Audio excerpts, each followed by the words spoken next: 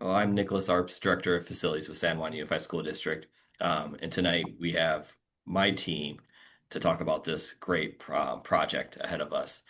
We have Mariana with 196 Architects, as well as Mark and Sharon with CPM Capital Program Management. Um, and so we're really excited. We have a lot to show tonight, and I see that we got one more person joining us, which is great. But we're going to record this as well, just for the parents that can't make it. We'll That's upload this wonderful. on our website so that they can access it at their leisure, because we understand that the parents' time is of the essence, and they're coming to a meeting, answering a survey sometimes can be daunting, as simple as we would like to try to make it. So we want to Right. make this as easy as possible for them to get this information. Um, and kind of kick it off before I hand it over to Mariana. We're excited about these projects. We're when we did the facilities master plan back in 2024, we went through and we evaluated all of our schools and we created a scoring base for it. And the next part of that is starting to look at the scoring and start evaluating schools based off their enrollment, uh, demographics, population, age of infrastructure, and kind of create a scoring mechanism that will help allow us to know which schools to hit first. As we started to get to that process, we realized that Ralph Richardson as well as Laura Ruff isn't represented correctly in that formula, just because the the nature of the students that are there, the low population. So we kind of scrapped that. We're like, all right, we gotta look at both these campuses at a different lens, and we want to get there sooner than later. And so myself and Frank Camarda start looking at both these sites and seeing what can we get a project out of our bond that will help improve both sites. Ruff Richardson, Laura Ruff, not only helping just aging infrastructure, but helping improve the program, the everyday needs of staff, students, the parents that are there. Just just help out that campus. A lot of us has kind of spent some time there, and Mariano kind of talked about that a little bit.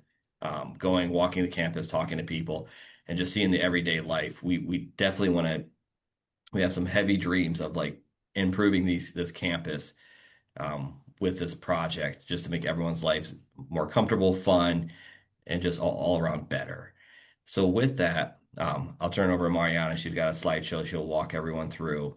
And by all means, if any questions come up, since we have such a small crowd, we keep this very informal, and you can ask the question as we go through this. So with that, I'll turn it over to Mariana. Thank you. Hello, can you hear me well? Yes, thumbs up. All right. So I'm sharing my screen here. Thank you again for your time. We're going to share what we've done to date, what we learned, and the preliminary thoughts that we have for improvements of the campus. So with that, um, the agenda for this presentation is a little bit about our team who has been working on this. The school, we're all very familiar, but just to orient ourselves with the graphics that we're going to show tonight, the goals of the work that we're doing, and then the work plan and the outreach that we have been doing. We're going to summarize we have a summary of the needs and wants that we have discovered during these almost 5 months of work, of meetings and visits to the site. And then we're going to share a preliminary scope of work. This is our first draft of how things can fit and, basically what the next steps are going to be. Um, so the team, we just heard from Nick, he's the Director of Facilities for the district, Christy Waldron, Program Administrator. Um, Oh, we don't want to do this. Hold on, remind me later. We have Sharon Thomas from CPM. She is assisting the district in managing all this work and being the main point of contact for the communications of everything that we need with my architectural team and the district. And finally, I am Mariana Alvarez Parga, principal with 196 Architects. So the school, just really quick view. Obviously, you can recognize this as an aerial view from Google Earth, but we're going to show a series of images from looking from the top clearly on what we have studied and we can think the scope can be. So this is a summary. We are all very familiar, but we understand, and this is particular what our process of what we learned is that there's students from 3 to 22 at the site. There's buildings that have been built as back as 1955, and subsequent modernizations had happened since then, but it's due for a new one. And then the current enrollment's about 96 students. I don't know if that's changing, Christy. And then we have 48 early childhood education students. So the site, as we understand, is also, as we observed, is shared by outside programs such as ECE, the Early Childhood Education, and California Children's Services.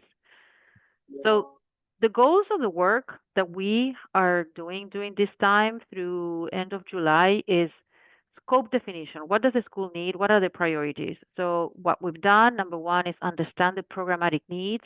Again, there's very specific needs at this campus for the curriculum that they offer and the program that we were able to capture through our meetings with parents. No, but parents, yes, this is our second meeting, but with staff, specialists, and everybody at the site. We also did assessments of the facilities. We brought our engineers to see in detail what things need to be taken care of during this modernization and what things could potentially wait a little longer. So we focus the first dollars into things that are more critical. Number three, we are doing a code and regulation verification. There's certain things that are triggered to be updated based on recent code upgrades. So we are also doing a study to strategize, when and what is convenient to tackle first, and to avoid unnecessary costs when we don't see them. We're currently having a professional cost estimator work on this proposed uh, scope that we're going to share tonight. And we're going to end our work by putting forward what the scope of work will be that is sensitive to the budget and the needs that are for the site. So the work plan, this is a quick summary. We started in December with a kickoff meeting, and we had a series of meetings. We gave updates to facilities committee. We had a parent meeting in March. We met with the CAC. I apologize, I wasn't available on that first meeting. And we kept on working and having frequent check-ins with the district and CPM, as I mentioned, as they're representing the district. And we're here on May 7th. No, this is May 6th. Sorry, I apologize for that. For the parent meeting. And we're going to continue our work. We're going to be working on basic schematic drawings of what the scope of work will be, and continue with our recommendations. So in summary, our outreach has been, again, providing an update to the facilities committee. We had a virtual parent meeting. The part of this team, Mark Rosson, is also from CPM. You might remember him from the presentation back in March. Then there's an online survey that is still current. It's on the website, on the district's website for the school, and has been extended for one more week, as I understand, to keep gathering information. And today we're here at the second parent meeting. So from all this process, what we have gathered is the following. Key takeaways: there's a need for the program that's run for larger classrooms with wider doors and defined areas for treatment and de-escalation zones. Restrooms in every classroom with sufficient space for storage for gloves, rags, wipes. There's a need for improved HVAC, mechanical equipment for the heating and for air conditioning in all the spaces. There's a need for improved parking and drop-off areas, including site signage, because again, by having these two exterior programs to Ralph Richardson Center, there's parents wandering the site, trying to reach the different things. So site signage is wayfinding is something that has been identified as a need. Number 5 is a medical grade nurse station, office, with expanding preparation areas, storage, and treatment capacity. There's a need for dedicated special equipment storage. There's a need also for having clearer walls, not so much infrastructure, raceways on the walls that can interfere with students' activities and the way the classrooms are being used. Number eight, storage throughout, not only near the classrooms, but also a dedicated area for parent supplied items. There's items that are being delivered in bulk, so there's a need to have these a good space for these.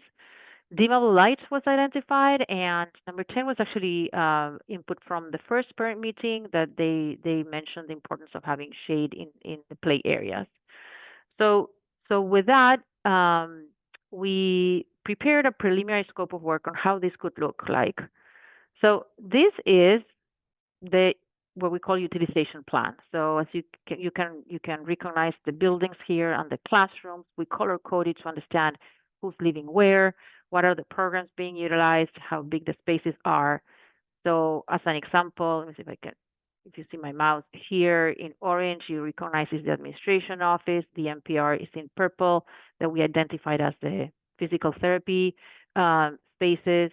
Green are all the instructional spaces, the classrooms, right? So we have sprinklered in these three classrooms here. We have classrooms 18 and 20 over here. As you can see, we numbered the building, Christy. I know that this is not the names at the site, but it's easier for us to identify what's happening where. And then preschoolers are here in this far end. So green are the classrooms. Uh, Cyan, this bluish color, is the support spaces such as library, music, speech therapists in smaller rooms. The yellow is a staff uh, lounge. This light orange is the nurses station right now. And in gray are these programs outside the center. Early childhood education is in these three classrooms, and CCS, California Children's Services, is in this space, and some smaller offices over here. So one of the things that we studied is what if we are able to modernize the school, improve what this program needs without moving everybody outside of campus, which it's very difficult logistically to find a space that can really accommodate. And we found a way of being able to do work here. So it's going to be an active campus, and we're very aware of the challenge that poses. So our key priorities are to work with a contractor that's going to be pre-selected early enough to help us with the studies as we continue moving forward, and make sure that they're going to have a safe and secure campus throughout and all the time. Keep access for emergency vehicles and response to students when needed. Minimize as much as possible noise and dust, um, and protect as much as possible the students, and you always create a sense of calm at some point.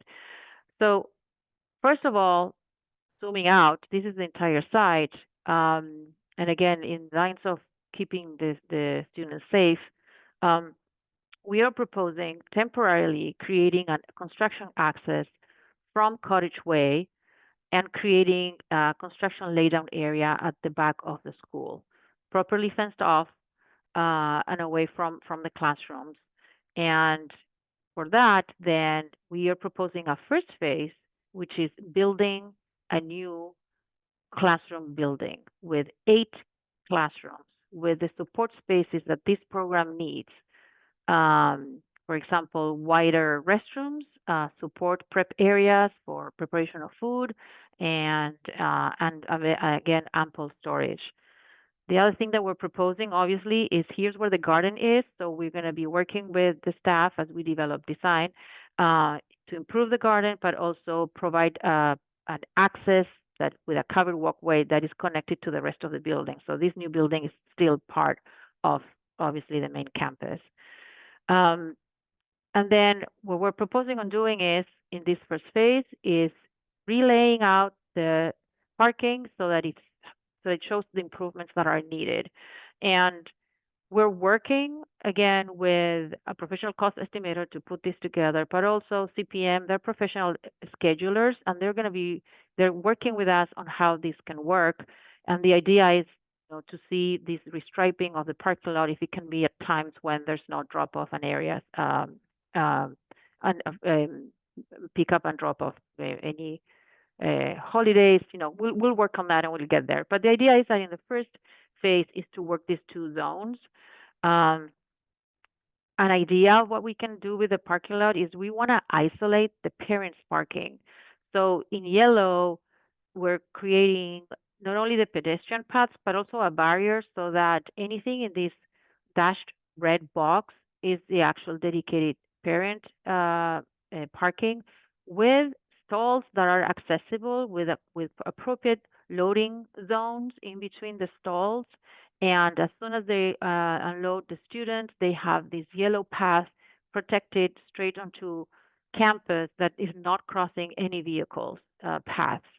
Um, and then adjusting slightly this area over here to create a proper U-turn for the buses as they are circulating there.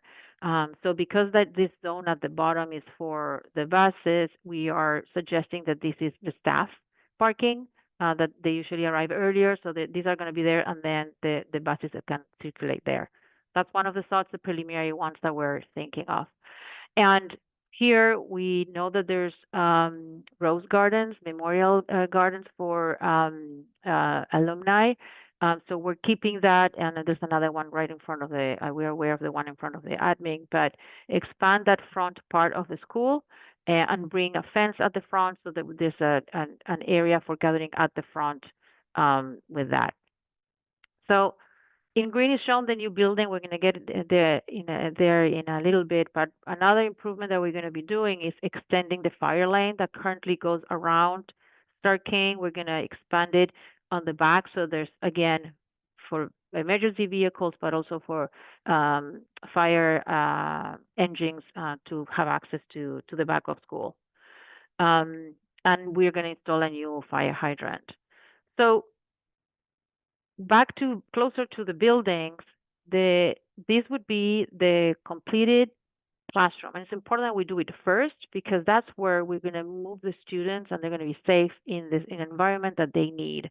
Um, and then the way that this would work is we're going to move all the green classrooms. We're going to move the ones that are in rooms 6 and 7. We're going to also relocate the ones that are in room 8. We're going to relocate rooms 31 and 32, the preschoolers, to this wing close to the playground that currently is north of the building. We're going to relocate the ASD classrooms also in part of the building. And the last classroom is going to be occupied for the projected growth that is being reserved and identified. So the rooms 18 and 20 are in good shape. We would be doing some upgrades, but the idea is that now everything that is instructional is these two buildings, the new one and the existing one. Now, who goes where? We're going to study that later with the site staff, but just to have an idea to see how everything fits, we have room for everybody. So who's going to stay or who's going to move to rooms 18 and 20 is still to be determined. But the important thing is that all now with a new building, and that will be building 8 and building 7, we have classrooms that have restrooms, that have a prep room, and everything that's needed. Um, then we're going to use all the rooms that are white are helping us to move temporarily other functions as we move on to phase 2. So we're temporarily suggesting to move orthopedic therapists to the spaces that were emptied in building 4, as well as adaptive PE. And then we're going to also temporarily locate the staff lounge in this space that was emptied. So now we have buildings 5 and 6 to work as phase 2. And the idea is to modernize this. It's a light modernization, improve HVAC, re-roofing as needed, improve lighting, and the finishes. So once this is done, it's going to become the hub for these exterior programs that are living right now at the center. We're going to move CCS, California Children's Services, and early childhood education, and we are also going to build a fence around them. So when we move these programs to these buildings, then this becomes, easily identifiable where these live. They're close to the drop-off area, so they can have a direct fence to them, and then we don't have more mixing of students and parents, and trying to understand where the different services offered are living. So now when we're done with that, we're going to again take advantage of the spaces that had been freed up to move other functions as we move on to phase three. So we're going to relocate the teacher's lounge again temporarily into room one. And the smaller offices are currently there supporting students, such as speech therapists, and the breakout rooms are happening there, um, into also those spaces so that now we focus on building two. And the idea for building two is to do a heavy modernization. So that means we're going to be moving walls around. We're going to do reconfiguration of the spaces, widening doors, and creating all the work that this building needs to become the new administration and support area. So we would move the administration here to the front. We're going to then locate the nurses station there. That is where the again new configuration is going to go. It's important to have them here because they're still going to be centrally located to all the classrooms. They have explained to us that most of the treatments that they do is they go to the student to the different classrooms. So this is a strategic location for them and a better space where they're going to have all that prep area for the medicines and all the equipment that they need. We will move finally the lounge for staff into this administration area. And then we're also going to move the smaller offices, breakdown spaces for speech therapists and other specialists into this administration and support area. We're also going to locate the library and resource in that last space, and that would complete this modernization here. The next thing to prep for the final phase, which is building one, is there's going to have to be a little compromise to move the functions that are happening right now in the NPR in a smaller space in room 17 while we modernize the big space.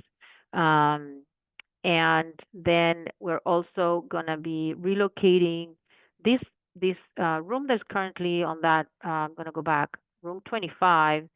There's specialists there that have equipment stored and they assemble equipment, wheelchairs, and all different types that are needed for the school. We're relocating them to these back of sites and closer to the classrooms. So with this, we have that's a little other office that can also will find a spot. With that, then we're going to demolish that detached portable structure that is at the end of the admin building, and we're going to focus on modernizing building one. Also, with a heavy modernization, there's not going to be that much of moving walls around, but definitely making sure that these are appropriate for making. Oh, and then we're going to do some upgrades, obviously, to the play areas, adding the shade structures as we mentioned, fixing the play matting that is currently have some wobble spaces. Um, and then the modernization is to make this building one a new physical therapy wing. So the NPR is going to be back to be adaptive PE for the older students. They need more space. We're going to move the adaptive PE close to the NPR. We're going to move the orthopedic therapists also there, and finally we're going to move the arts classroom over there. So there are some spaces to grow with the purple, as you can see, and that's going to be identified as we keep working with the staff to see, how much more space, how they can take advantage of these spaces that are there. So with that, I want to do a summary of where we are and making sure that we covered everything that we identified. So the key takeaways that we had, number one, was have larger classrooms with wider doors and de-escalation areas, and we're achieving that with the new building. This building 7 already has that. It has support with bathrooms nearby, and then in building 1. Then there was a need for restrooms in every classroom. We're doing that. The new building we're thinking of doing classrooms with this, following the model of Building 7. Every two classrooms, there's a hub in the middle that has these support spaces, and we're going to do that every two classrooms. They're going to be ample. They're going to have the dual pane windows to minimize noise from outside and have a better indoor quality um, space. Number three, improved HVAC. We're going to tackle all the buildings. Some of them are going to be full replacement and maybe change of equipment. Others are going to be replacement in kind, but we're going to make sure that everything is properly functioning for the needs of the students and the users. Um, Improved drop-off areas. We have identified that to be done in phase one. Medically grade nurse office. Yes, we're doing that in that major modernization that we will be doing in building 2, and again, strategic location close to the classrooms. Dedicated special equipment storage. So buildings 3 and 4, if you recall, they were kind of left white. We're going to use those as areas to have those bulk storage needs and the assembly of equipment. So that's what's going to happen with buildings 3 and 4. Unless in the future these need to be then, whether it's growth of the campus, then they'll be addressed at that point. But for now, it's going to be utilized for that and serve the school. With the heavy modernizations, we'll take care of cleaning those walls and making sure that they're easier for the occupants. Number 8, storage throughout. As mentioned, there's going to be storage next to the classrooms, and there's going to be building 3 is going to be converted to more storage. Number 9, dimmable lighting that was identified. It was mentioned several times by teachers, by uh, instructional assistants, and also by parents. So that we know that that's important. We're going to definitely be working on lighting.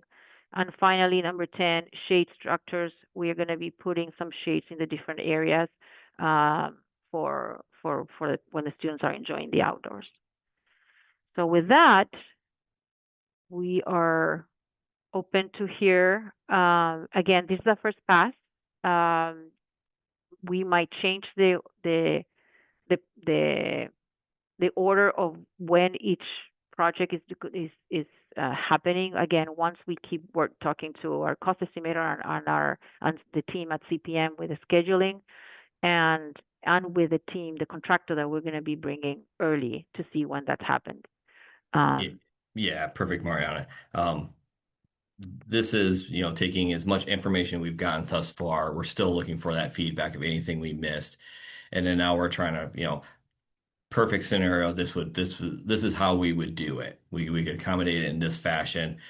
Obviously, you saw there's a lot of moving around. And so part of that is it's going to be disruptful. It's construction. We all know constructions can be loud, dirty, messy, dusty.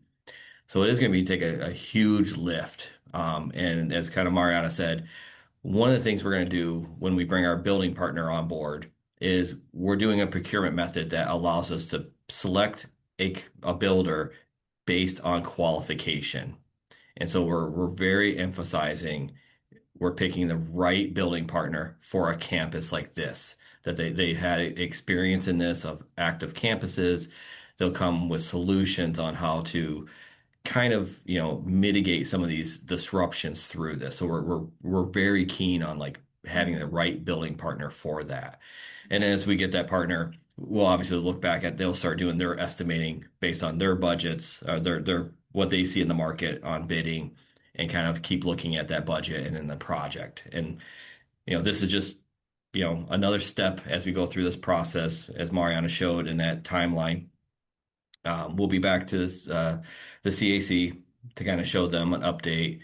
We'll have an update for our facilities committee meeting showing it, as well as we'll have another meeting like this for the parents and staff of probably in fall, just showing a little bit more of the design. We'll have some stuff flushed through, we'll have numbers, and we'll have more detailed schematic design so you can kind of see what that new building's going to look like, how the other buildings will be rearranged inside, internally. So it kind of give you some more ideas. But the goal today is did we catch everything? If you could have everything you wanted, did we catch it? So we can kind of continue down this pathway to try to hit the goal of everything.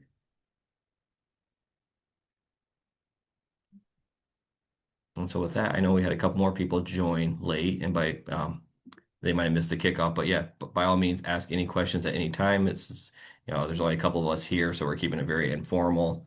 So, any questions? I had two questions for you. Um, and mind you, I'm on a phone, so I don't have access to all the information we have at play here. The first was room for future growth. She had mentioned building 3 and building 4 as potentially being absorbed into more classroom space or needed space as Ralph Richardson grows. And my question is there any planned open space where somebody had mentioned during the CAC meeting that, for Laurel Ruff, that they were going to be laying pads ready for future growth with electrical systems and whatnot. Is there such a component built into this project? Not at this time. As we kind of go through this fact finding and we start looking at and working with Christy and looking at what spaces they need and seeing what spaces are available in those other classroom wings that we're kind of leaving light modded, Mm-hmm. seeing if we do have some proper growth there. Right. Um, Within the budget, if we have flexibility in our budget and we can kind of do some further visionary of, Mm-hmm. hey, if we need to do another classroom wing, where would we put that? And we could do some piping to those areas for ease of future growth, but that's really hard right now at the stage we're at. Okay. And my second question was, I know that you have space figured out for new playground spaces. I have a 19-year-old there, and once again, Ralph Richardson's a very unique beast in all of California. We don't have any schools that run 3 through 22. Um, so one of the bigger issues is that once those kids grow past 12 or 13 years of age, the playground, your standard playground's not sufficient for their exercise or vestibular needs, or just, generally getting their yayas out and, functional space for them to recreate and or, walking paths or exercise spaces. So I was wondering, is there anything in the layout, in the empty layout spaces that are going to be able to accommodate that? Yeah, and We you and we I, have yeah, we have discussed this, and that's why, as you can see, this building is like three wings, classrooms here and this angle. This to create a new heart of campus, and we have talked about creating these zones for the older students. Okay, because from my son I'm assuming right now he's in building 4. Is that correct, Christy? Yes. Yeah. And so when he needs to take a timeout and they take him for a walk, he's basically roaming this open, empty field.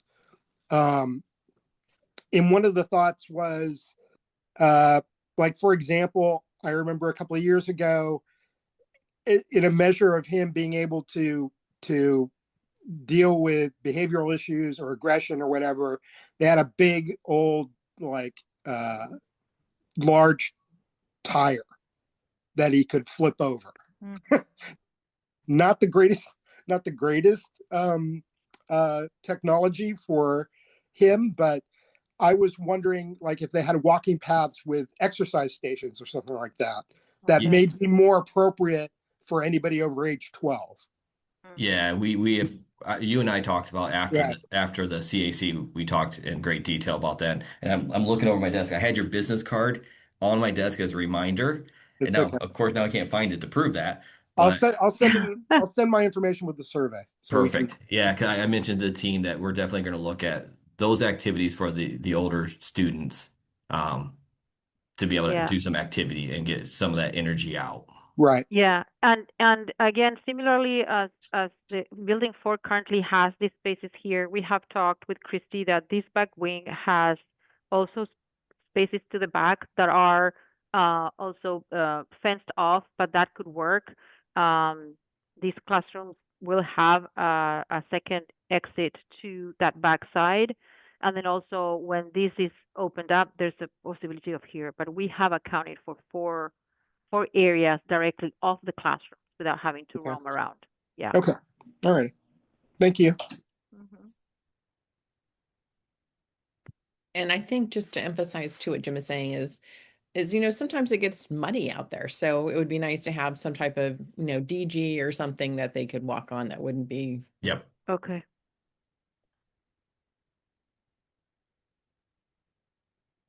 And then, when I was showing this to my site leadership team, they mentioned the storage for the equipment. That the classrooms have? Is there space within the classrooms that we're leaving for that? We Or are are we still expecting them to go in and out with it? we are accounting for storage there. Our next phase is to talk with you guys to see Okay. this. So as I mentioned, we're following the model of building 7 with those common spaces in the middle. So that space will have a small calming room, restrooms that we need to work in detail with you and your staff to see what is really needed. And then in terms of like, do we need all separate ones? Do we need the larger ones so we have the changing table? So as we size all those, there's also a spot for storage. And then we'll identify, is that enough, or the idea is to use the overflow for, on buildings 3 and 4, right? That are the ones that are will have the more space there. So there will be some storage on the classrooms. We'll define later how big that is and needs to be. Thank you.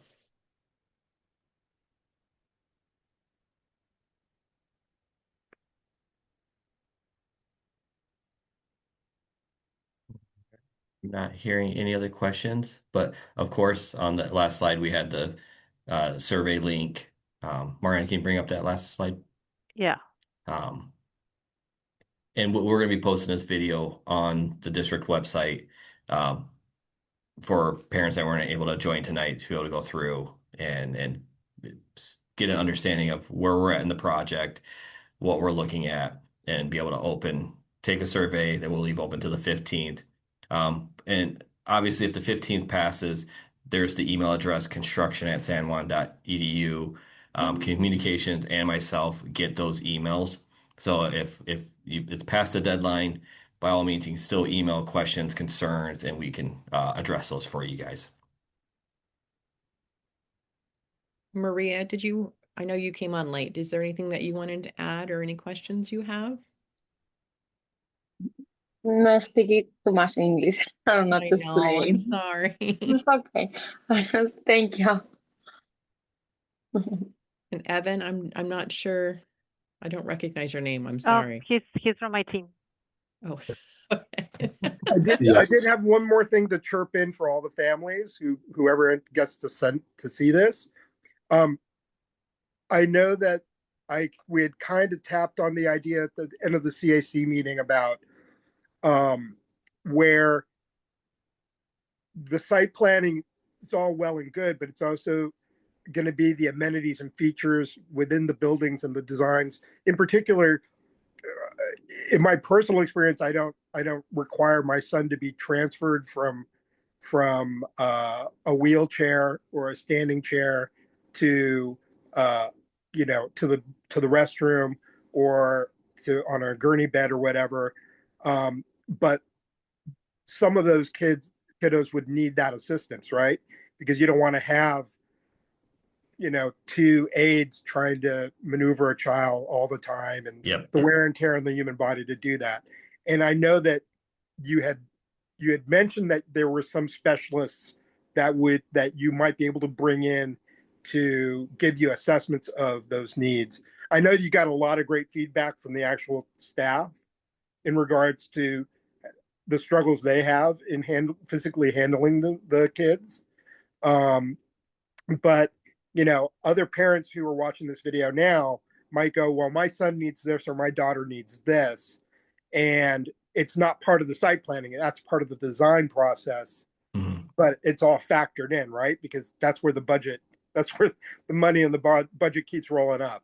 Yes. So I just wanted to bring that up. I don't have any personal reflections on that, but I'm sure you got plenty of site staff information.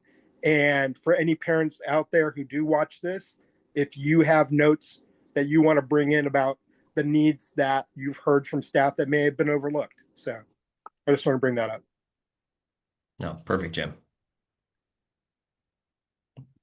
So with that, I'd like to thank everyone for participating in this, and thank to any of the parents that watch this video and taking the time to watch the video. You know, we definitely want to hear from you guys. Even if it's not concerns or comments, if just you're excited, you know, let us know that you're excited. We would love to hear that for that. But with that, you know, once again, thank you.